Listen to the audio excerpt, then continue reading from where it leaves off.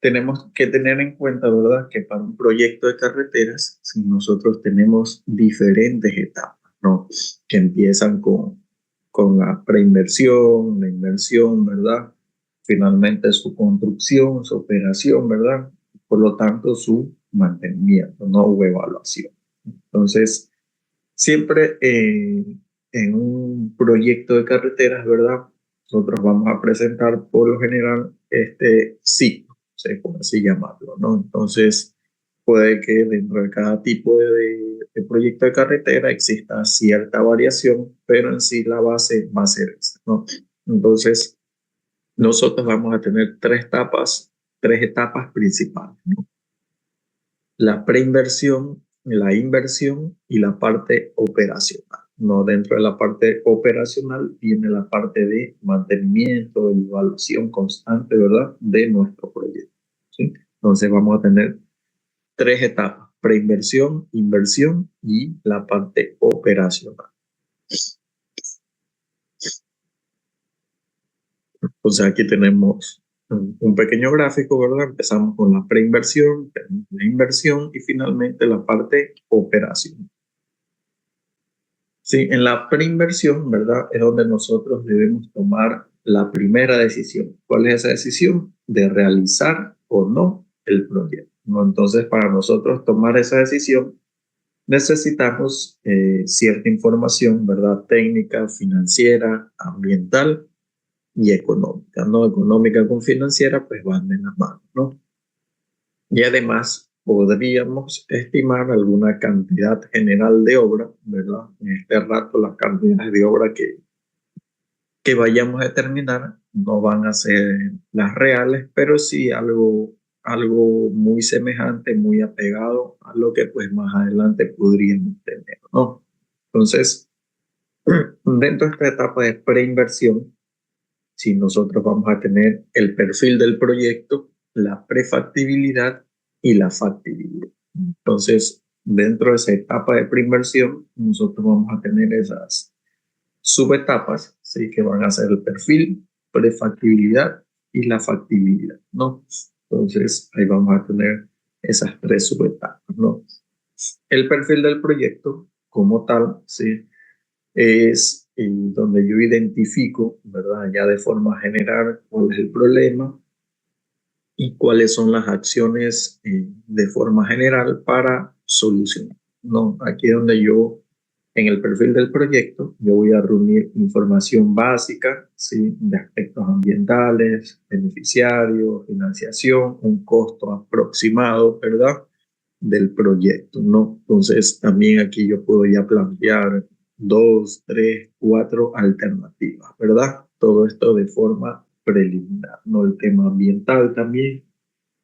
Y pues si tengo a la mano ciertos aspectos técnicos, pero todo de forma muy general. No recordemos que todavía no hemos hecho ningún estudio, ¿no? Ni levantamiento topográfico, ni estudio de suelos, nada, ¿sí? Entonces, a partir de esta evaluación, pues yo ya puedo empezar a descartar algunas alternativas, ¿no? Déjenme buscar si les tengo aquí un perfil del proyecto.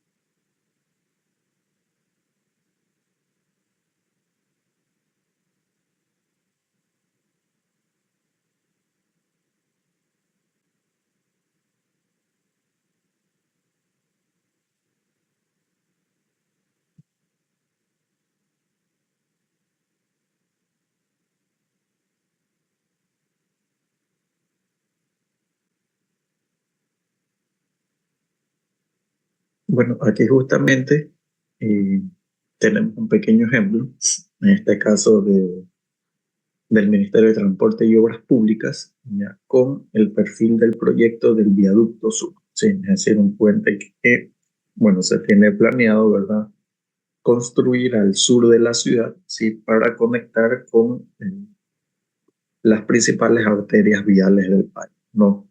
Entonces, En este caso, pues el proyecto se lo denomina Viaducto Sur de Guayaquil, ¿no?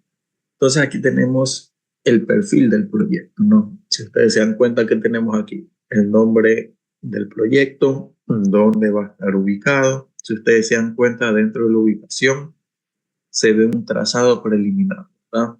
Ese es un trazado preliminar, ¿verdad? De forma muy general de cuál es la idea, ¿no? O dónde me quiero conectar con esa vía. Una longitud referencial, de qué se trata el proyecto, de qué va a estar compuesto. En este caso va a tener 5 tramos.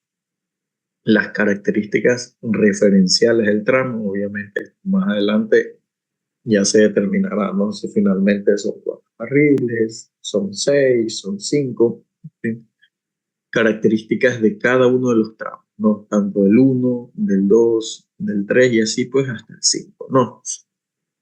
Cada uno pues tendrá su característica especial, ¿no? Incluso nos mencionan sobre las estaciones de peaje para recuperar la inversión, ¿no? Es decir, que si se coloca una estación de peaje, pues una vez que se recupere la inversión, si se invirtieron 100 millones de dólares, pues cuando se logre recuperar esa cantidad, pues se quitan las estaciones de peaje, ¿no? Los tipos de vehículos que van a poder circular, ¿verdad? ¿Qué servicios van a prestar dentro de esta vía? Si se van a realizar expropiaciones, cuál va a ser el aporte del ministerio, ¿verdad? Y un contacto, ¿no? Entonces, si ustedes se dan cuenta, es información muy general, ¿no? Lo que va incluido dentro del perfil del proyecto, ¿sí?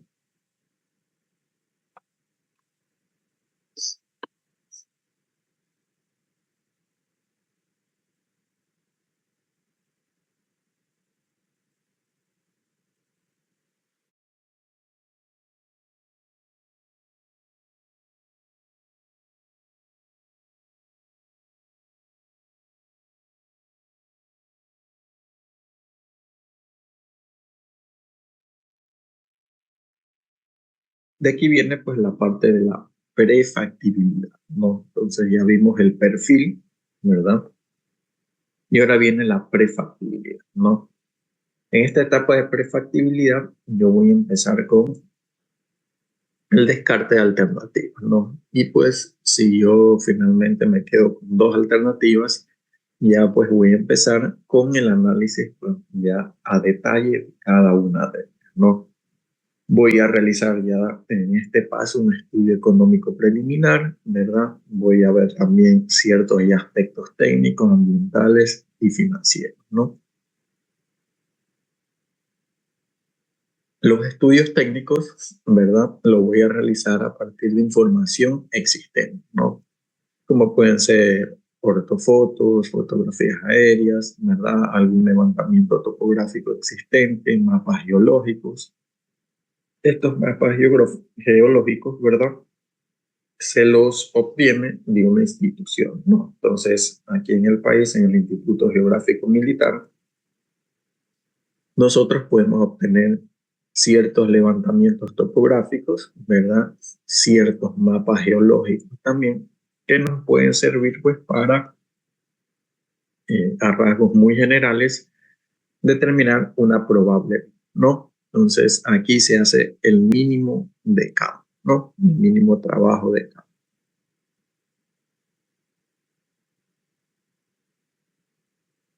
Entonces, ahí estamos viendo un ejemplo de un mapa geológico, ¿verdad? Y a la derecha pues tenemos un levantamiento topográfico, ¿no? Con las curvas de nivel, ¿no? Ahorita que estamos tocando el tema de curvas de nivel, ¿sí? En la plataforma, luego que terminemos la clase, ¿sí? Ahí les voy a activar un foro referente a las curvas de nivel topográfico, ¿no? Entonces ahí les voy a explicar en la actividad, ¿verdad? En la descripción del foro de qué se trata, pero es referente al tema de curvas de nivel topográfico, ¿no? Entonces, una vez que terminemos la clase, ahí les voy a activar ese foro. Bien, entonces, y recordemos, pues estamos en prefactibilidad, ¿no? Dentro de esta prefactibilidad, ¿verdad? Yo puedo tener algunas decisiones, ¿verdad? Descartar el proyecto significa que Yo analicé las diferentes opciones ¿ya? Y finalmente pues concluí que no era viable, ¿no? Tanto de la parte técnica, económica e incluso ambiental. Sí, ¿qué más? Ya veo que puedo adelantar el estudio de factibilidad. ¿Por qué? Porque tengo todavía ciertas dudas sobre la viabilidad del proyecto, ¿no? Y a lo mejor necesito conocer más a profundidad sobre cierto estudio técnico, ¿no? Y finalmente, ¿cuál es la tercera decisión que yo puedo tomar? Realizar pues ya los estudios definitivos, es decir, pasar a la etapa de inversión sin necesidad de llevar a cabo los estudios de factibilidad. ¿No? ¿Por qué? Porque yo vi que finalmente pues una de las opciones desde cualquier punto de vista técnico, ambiental y económico va a ser la mejor opción, ¿no? Ahí viene finalmente el estudio de factibilidad y ahora sí yo ya me encargo de qué, de realizar un estudio a profundidad de la opción elegida, ¿no? Tengamos en cuenta que en varias situaciones en este estudio de factibilidad incluso pueden tener dos opciones, ¿no? Entonces a veces pueden haber dos opciones justamente en el estudio de factibilidad, ¿no? Pero finalmente será la institución, la empresa o la persona quien decida, tome la decisión, pues, de cuál de esas dos opciones, pues, va a convenir, ¿no? Entonces, desde los puntos de vista técnico, económico y ambiental, ¿no? Entonces, ahí tenemos esa información, ¿sí? Entonces, por ejemplo, ya vimos justamente en ese perfil, ¿verdad?, que teníamos del proyecto del Ministerio de Obras Públicas, ahí justamente nos mostraba un modelo de perfil vial, ¿no? Es decir, cómo va a ser la distribución de los carriles, ¿no? Por ejemplo, aquí tenemos una opción, ¿verdad? Una opción uno en la distribución de buses y vehículos livianos, ¿no? Es decir, vehículos de transporte público y vehículos privados, ¿no? Tenemos la opción 2 y tenemos la opción número 2, ¿no? A nuestra derecha, pues vemos una persona que está realizando un conteo vehicular. ¿Para qué? Para hacer un estudio de tránsito, ¿no? Entonces, con el estudio de tránsito, yo voy a determinar ciertas características geométricas de la vía y más adelante, pues también la estructura del pavimento, ¿sí? ¿Cuáles son los alcances del estudio de preinversión? ¿Sí? Entonces, cuando nosotros ya llegamos a este estudio de preinversión, ¿verdad? Nuestro proyecto, nuestra carpeta como tal, ¿verdad? Del estudio debe tener por lo menos la siguiente información: localización geográfica del proyecto, descripción de la zona de influencia, aspectos técnicos como la topografía, la geotecnia, el estudio de tránsito, el tema del clima, el estudio hidrológico, hidráulico, los criterios de diseño que ya vamos a verlos más adelante, planteamiento de alternativas, ¿verdad? Siempre por lo general vamos a tener dos alternativas, ¿no? Todos los planos, ¿verdad? En planta, perfil, transversal, ¿sí? El tema de las obras de drenaje y estructuras, ¿sí? El cronograma de ejecución del proyecto, los costos, ¿verdad?, de inversiones del proyecto, tanto desde el estudio, desde la construcción, luego de la operación y mantenimiento, ¿sí? Una evaluación técnica, económica, incluso social, ¿sí? Porque la construcción de una nueva vía, una nueva calle, una nueva carretera, pues significa progreso para cierto sector, ¿sí? Para cierta región, ¿no? Una evaluación ambiental también, ¿verdad? Todo el diagnóstico ambiental que nosotros debemos realizar por el impacto que vamos a generar al construir esta carretera, ¿no? Y finalmente las conclusiones, ¿sí? Entonces aquí tenemos un pequeño cuadro, ¿verdad? A manera de resumen sobre las etapas, ¿no? La preinversión y la inversión, ¿no? Entonces en la preinversión yo voy a tener el perfil, prefactibilidad y factibilidad, ¿no? En la inversión, que es lo que vamos a ver, son los estudios definitivos, expediente técnico y la ejecución propia del proyecto, ¿no? Y postinversión o operacional, sí, es la operación y mantenimiento de nuestro proyecto, ¿no? Aquí viene la etapa de inversión, ¿sí? Llamada también etapa de ejecución, debemos iniciar con la elaboración y ahora sí de los estudios técnicos definitivos, ¿no? Y ahora sí, pues, hemos tomado la decisión de cualquiera de las alternativas, ¿verdad? Y ahora sí, pues, debemos hacer levantamientos topográficos, estudios de suelos, estudios hidráulicos, hidrológicos, ¿verdad? Si fuera el caso, el diseño de alguna estructura especial, como un puente, un túnel, ¿verdad? Entonces, esto respecto ya al diseño final de nuestro, no, es decir, lo que vamos a entregar a la empresa para que, ¿verdad?, se pueda construir el proyecto. La etapa operacional, sí, se inicia en el momento en que se da tránsito a los vehículos, ¿no? El mantenimiento y conservación de la carretera, tanto los mantenimientos rutinarios, que son menores a un año, como los periódicos, que son entre 3 a 5 años, ¿no? Y van a corresponder al dueño del proyecto, ¿no? Entonces aquí vemos un ejemplo, ¿verdad?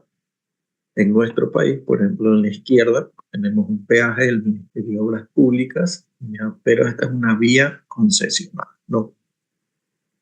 Este peaje es en playas, ¿sí? Entonces, esta carretera, pues, actualmente está concesionada, que quiere decir, pues, que una empresa privada tiene a cargo su administración, ¿no? Es la encargada de realizar todo tipo de obras, ¿verdad? Para que esta vía, pues, se encuentre en óptimo estado, pues, si fuera el caso, pues, realizar cambios de alcantarillas, ¿verdad? Ampliaciones de la vía, todo para mantener un flujo continuo, ¿no?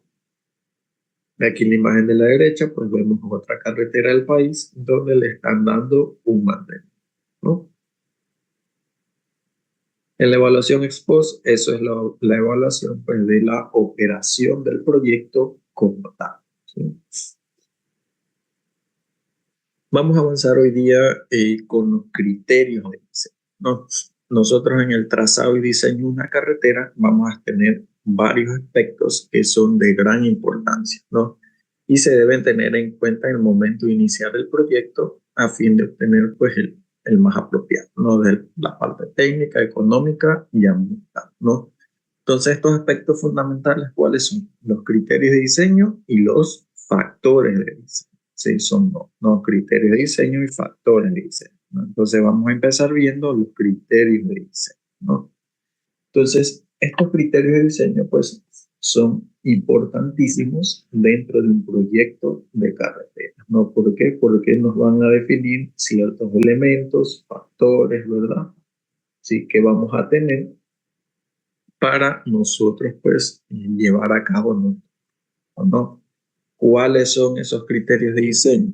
Son seguridad, comodidad, funcionalidad, entorno, economía, estética y elasticidad. ¿Sí? Son 7 criterios de diseño, ¿no? Entonces, ¿cuáles son los 7 criterios de diseño? Seguridad, comodidad, funcionalidad, entorno, economía, estética y elasticidad. ¿Sí? Vamos a tener 7 criterios de diseño, ¿no? Vamos a iniciar con el de seguridad, ¿sí?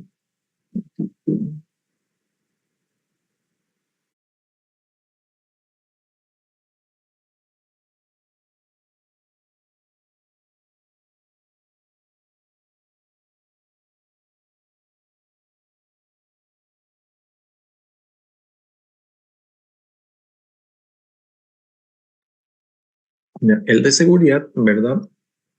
Justamente esta seguridad se refiere a la seguridad vial, ¿sí? A una seguridad física, ya es una de las premisas más importantes en el diseño geométrico, ¿no? Nosotros siempre debemos de tratar de tener un diseño geométrico simple y uniforme, ¿no? Fácil para el conductor, para el usuario, ¿verdad? Y finalmente, pues, que no genere accidentes, ¿no? Cuanto más uniforme sea la curvatura de una vía, será mucho más segura, ¿no? Esto va de la mano de las distancias de visibilidad sí, sea de parada, ¿verdad? Sea de adelantamiento, ya vamos a ver también más adelante eso, y de una apropiada señalización, ¿no? Sea esta vertical y horizontal, ¿no? Entonces, todo esto pues va dentro de la seguridad vial, ¿no?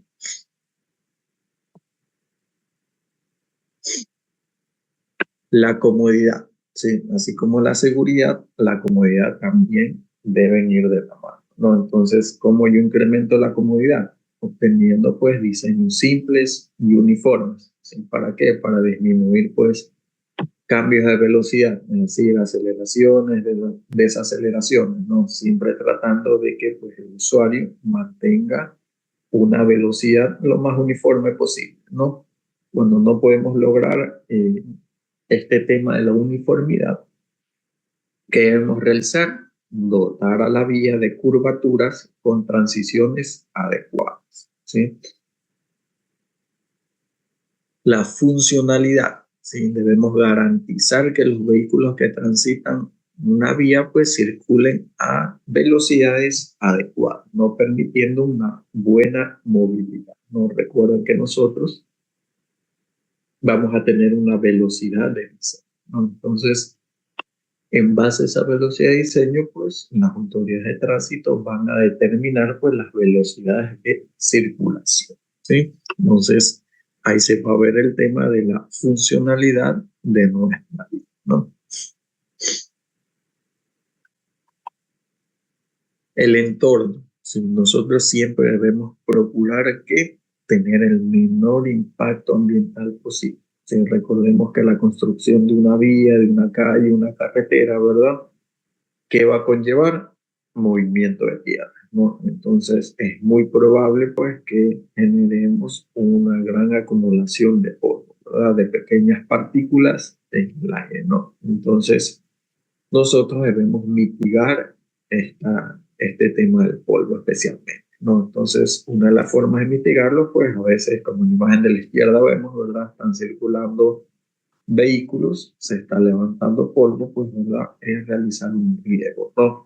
¿Por qué? Porque llega un momento pues en que nosotros ya tenemos vista nuestra vía y pues a lo mejor hay algún trámite administrativo o algo que se está realizando, pues, y no podemos continuar al último paso, que es colocar la capa de rodadura. ¿Sí? Entonces, siempre debemos estar muy atentos a este tema del entorno. No recordemos que es mucho más delicado cuando tenemos áreas protegidas a nuestros costados, ¿verdad?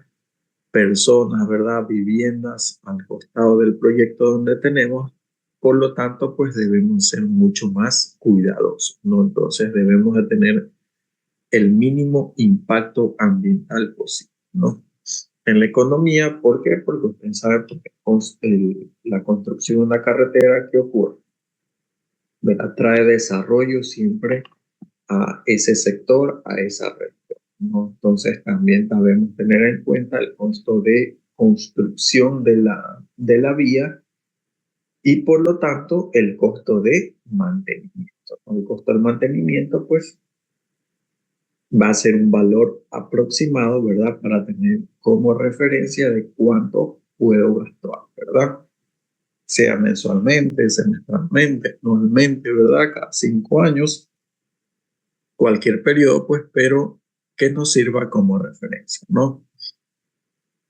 La estética, ¿verdad? En este caso, pues, ¿en qué tiene que ver la estética? Es porque nosotros con nuestro proyecto, ¿ya? Siempre debemos buscar una armonía respecto, ¿verdad? A las poblaciones donde vamos a pasar, es decir, a la parte estética, ¿verdad? De estas poblaciones, ¿no? De estas vegetaciones, de las estructuras que vayamos creando, ¿no? Entonces, nosotros debemos adaptar la obra al paisaje, ¿no? Entonces, a eso nos referimos con el criterio de diseño estético, ¿no? Entonces, el diseño, que es importante, que el diseño debe ser de tal forma que no produzca fatiga o distracción al conductor, ¿verdad? Con el fin de, pues, de que evitar posibles accidentes. Y la elasticidad, finalmente la elasticidad que nos va a llevar, va a procurar pues que nosotros preveamos posibles ampliaciones en el futuro, ¿verdad? O posibles integraciones con otro medio de transporte, ¿verdad? Nosotros como el transporte terrestre, a lo mejor alguna integración con otro medio de transporte, ¿no? Como el fluvial, el aéreo, el ferroviario, ¿no? De modo que hay una transferencia, ¿no? Puede ser, obviamente, en la parte comercial de carga o en la parte de pasajeros, ¿verdad? Eso es en cuanto a los criterios de diseño, ¿no? Son 7. Y en los factores de diseño, pues vamos a tener dos factores de diseño, ¿no? Factores externos y factores internos, ¿no? Estos externos van a corresponder a las condiciones preexistentes, ¿sí? Y de los cuales nosotros debemos obtener toda la información posible. ¿Con qué objetivo? De analizar y determinar características de nuestra nueva vida, ¿no? Estos factores, ¿cuáles pueden ser o cuáles deben ser? ¿Sí? Características físicas como la topografía, geología, hidrología, hidráulica, ¿verdad? Volumen y características del tránsito, tanto actual como el proyectado futuro, los recursos económicos que podamos disponer, ¿verdad? Tanto para su estudio, su diseño, su construcción y pues su mantenimiento, ¿no? Todo el tema del diseño ambiental, los desarrollos urbanísticos existentes y previstos en la zona de influencia, los parámetros socioeconómicos del área de influencia, ¿sí? La calidad de las estructuras existentes, los peatones, tema de la ciclovía, ¿verdad? Y finalmente, pues uno de los más importantes, la seguridad vial. Y tenemos pues los factores internos, ¿no? Por su parte, los factores internos son aquellos que son propios a la vía, pero que en parte dependen del mismo, ¿no? Estos factores, ¿cuáles pueden ser? Las velocidades, características de los vehículos, efectos operacionales en la geometría, las características del tráfico, las capacidades de las vías, las aptitudes y comportamiento de los conductores y las restricciones a los accesos, ¿sí? Vamos a entrar a ver el tema de clasificación de las carreteras, ¿no? ¿Qué ocurre en nuestro país? ¿Sí? Las carreteras pues se pueden clasificar por diferentes criterios, ¿no? Entonces no es que existe un solo tipo de clasificación de carreteras, ¿no? Nosotros en nuestro país tenemos varios criterios. Dentro de cada criterio pues vamos a tener cierta clasificación de nuestras carreteras. No, vamos a empezar por uno de los más importantes, sí, que es el que está escrito en la ley. Por eso nos indica por jurisdicción.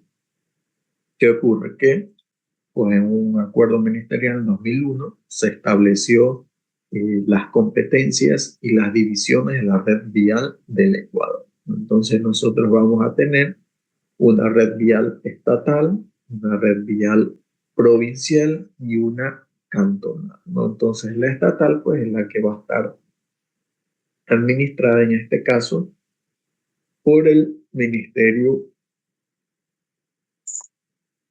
actualmente por el Ministerio de Transporte y Obras Públicas, ¿no? En ese entonces, pues cuando sacaron ese decreto, pues se llamaba Ministerio de Obras Públicas y Comunicaciones, ¿no? Hoy en día es Ministerio de Transporte y Obras Públicas, ¿no? Hay que tener en cuenta que dentro de la red vial estatal se tienen aproximadamente unos 9.800 kilómetros de carreteras, ¿sí? Entonces, eso es aproximado, pues lo que pertenece a la red vial estatal, ¿no? También tenemos, pues, la red vial provincial, que en este caso va a ser administrada por ¿quién? Por las prefecturas, ¿sí? Prefecturas o gobiernos provinciales, ¿no?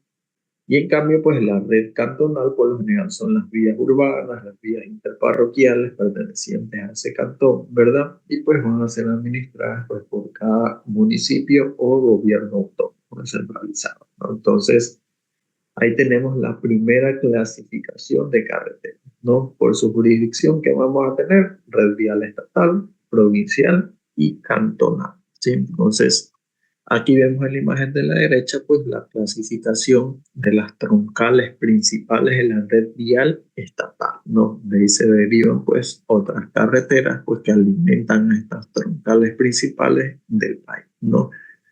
Entonces, si han viajado pues dentro del país, ustedes se han fijado pues que las carreteras tienen una numeración, no tienen un código, ¿sí? Que siempre está compuesto por una letra pues y número, ¿no? En este caso, por ejemplo, las troncales principales del país se denominan E15, E25, E35 y E45, ¿sí? Entonces, esas vías cruzan por lo general de norte a sur o de sur a norte en nuestro país, ¿no?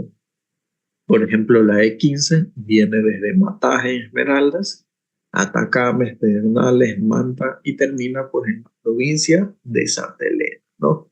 Entonces, así vamos viendo, ¿no? La E25 también pasa por eh, parte de la costa ecuatoriana, ¿verdad? Otra parte en la sierra, ¿ya? Y la E35 pues cruza toda la sierra ecuatoriana y la E45 cruza la Amazonía ecuatoriana, ¿no? Entonces ahí vemos las troncales principales de la red vial estatal, ¿no? Entonces aquí hay un mapa, pues bueno, obviamente por la cantidad de carreteras no se logran visualizar, pero son todas esas vías pues de color, ¿no?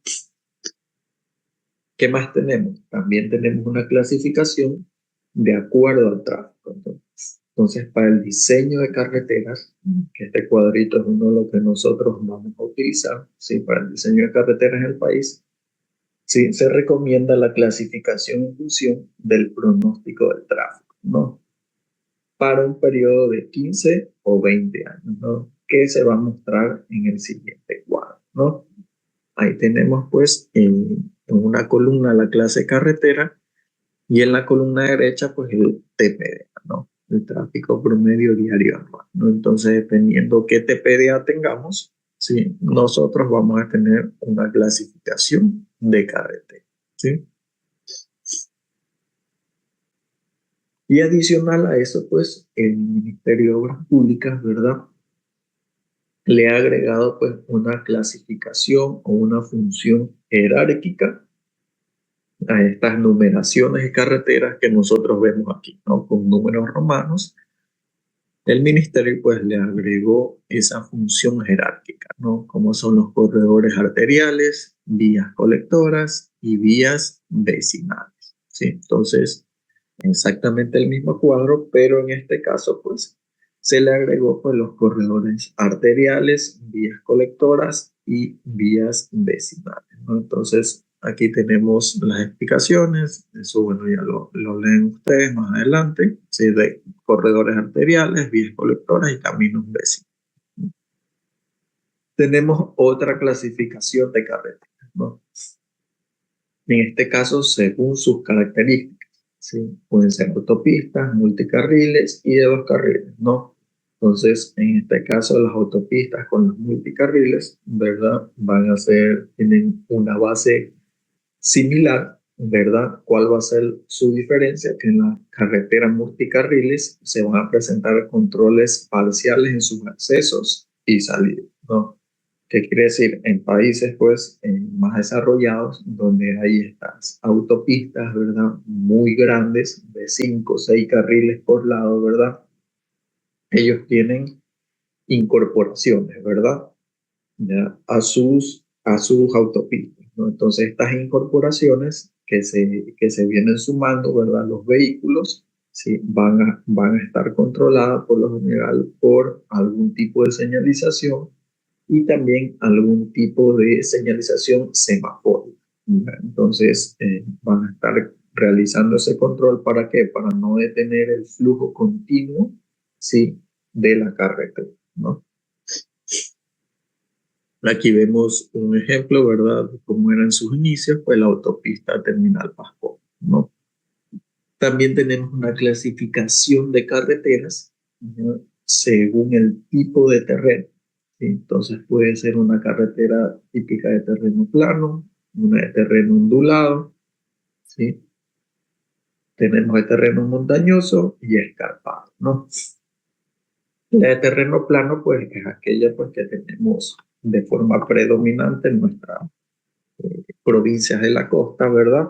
Sí, corresponde a pendientes longitudinales muy bajas, menores al 3%, ¿no? En cambio, en las onduladas, ya la pendiente, pues, aumenta un poco, ¿no? Vamos a estar entre el 3 y el 6%, ¿no? Este es un patrón de diseño, pues, de un terreno plano, donde sobre el terreno, pues, existente, pues, vamos a construir nuestra estructura del pavimento, pues, y en los costados, pues, nuestras obras de drenaje, ¿no?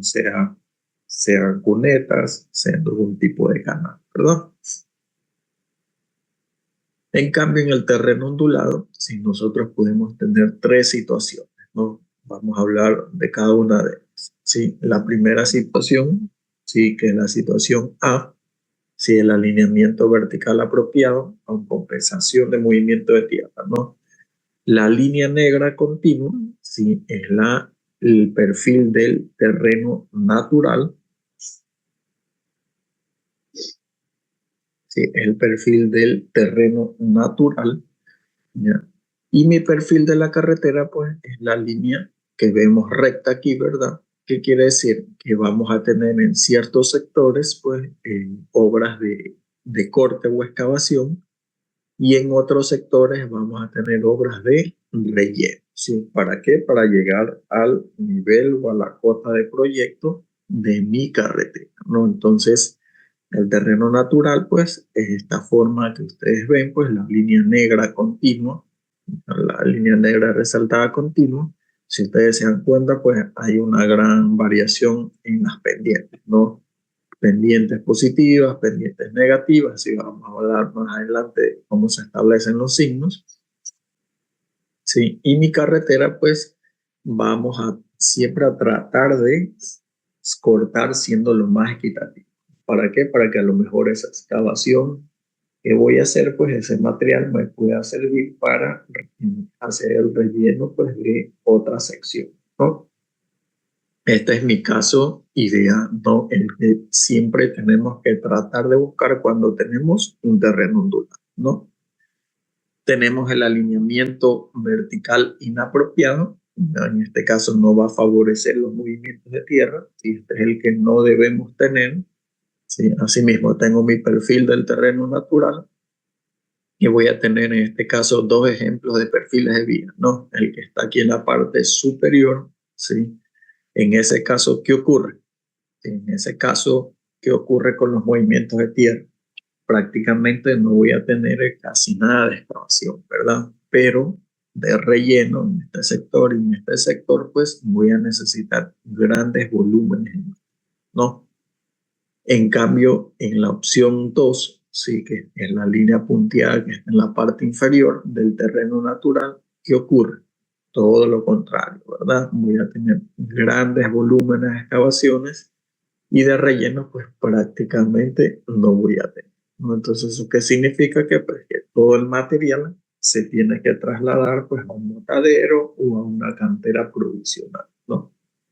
Y el tercer caso, sí, que suele suceder también, ¿ya? Es cuando este terreno ondulado no tiene mayores variaciones de pendiente, pues, y yo puedo adaptar el perfil de mi vía al perfil del terreno natural, ¿no? Siempre y cuando, pues, se cumplan varias condiciones. Una de ellas es el tema de la visibilidad, ¿sí?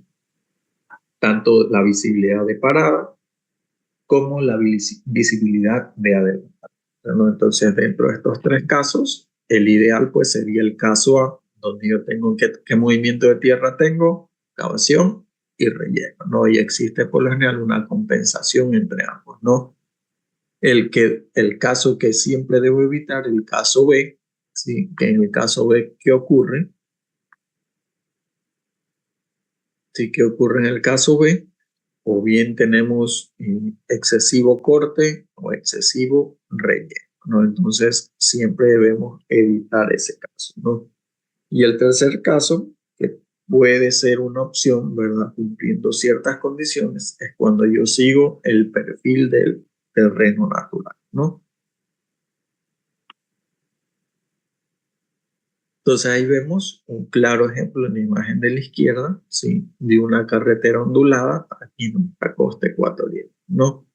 En la derecha pues vemos una carretera en un terreno plano. De ahí vienen pues las carreteras de terreno montañoso, ¿sí? Ya van a variar sus pendientes hasta llegar al 7 y 12%, ¿no? Y por último, las carreteras de terreno escarpado, ¿no? Esas carreteras de terreno escarpado son vías con pendientes muy altas, en este caso superiores al 12%, ¿no? Y la seguridad vial se pone en riesgo, ¿no? Ahí vemos un diseño típico transversal en un terreno montañoso, ¿verdad? Donde yo hago el corte de la montaña, ¿verdad? Hago la estabilización y sobre esta mesa, ¿verdad? Yo coloco mi estructura del pavimento, ¿sí? Aquí vemos en cambio un terreno escarpado donde se realiza en una parte pues el corte de la montaña, en otra hay que realizar un relleno con un muro, ¿verdad? Para sobre esta mesa pues colocar mi estructura vial, ¿no? Entonces vamos en este caso a construir un muro de contención, ¿verdad? Por la estrechez de nuestra, ¿no? Entonces aquí tenemos un gran ejemplo pues de estas vías escarpadas, ¿no? Esta es una vía pues en la provincia de, de Bolívar, ¿verdad? Que pues prácticamente nos conecta los ríos con la provincia de Bolívar, ¿no? Tenemos la vía El Chimbo, el Torneado, ¿no? La carretera se la conoce como el Torneado, ¿no? Entonces, en la imagen superior, pues vemos cómo es la forma de esa carretera, ¿no? Cómo va bordeando la montaña, pues, y si ustedes se dan cuenta dónde está el vehículo en la parte inferior, solo al girar un par de curvas más, 2 o 3 curvas, ¿verdad? Ya está en este punto tan alto, ¿no? En una distancia tan corta, ¿verdad? Tiene una elevación muy grande, ¿no? Y pues la carretera pues es muy angosta, por lo tanto no vamos a tener por lo general presencia de bermas o espaldones, ¿no? Entonces es muy complicado y siempre por lo general al costado, ¿verdad? De un costado tenemos la montaña y del otro abismos, ¿sí? Abismos con grandes profundidades, ¿no? Entonces ese es un claro ejemplo, ¿verdad? De una de las carreteras escarpadas más conocidas que tenemos en nuestro país, ¿no? El Torneado, ¿sí?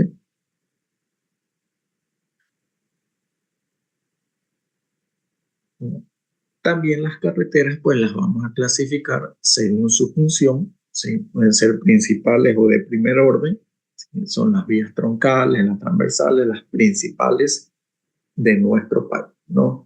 Las secundarias o de segundo orden, pues estas van a unir, en cambio, van a alimentar a estas troncales, ¿no? Y las de tercer orden, que por lo general son las que están en los sectores rurales, ¿sí? Según su localización, ¿sí? Podemos tener vías rurales, ¿verdad? En el sector rural y vías urbanas, es decir, vamos a tener rurales, urbanas, ¿no? Urbanas dentro de la ciudad y las semiurbanas pues serían pues las carreteras como tal, ¿no? Según la velocidad de diseño, ¿verdad? También existen acorde, ¿verdad? A nuestra clasificación, sí, que vayamos a tener, ¿no? Al límite de velocidad que vayamos a tener nuestra vía, ¿no? Las carreteras que están dentro de los 70 kilómetros, de los 80, 90, de los 100 kilómetros por hora, ¿no? Entonces, esa también va a ser una clasificación de carretera, ¿no? Hasta ahí alguna pregunta que tengan. Si está todo claro.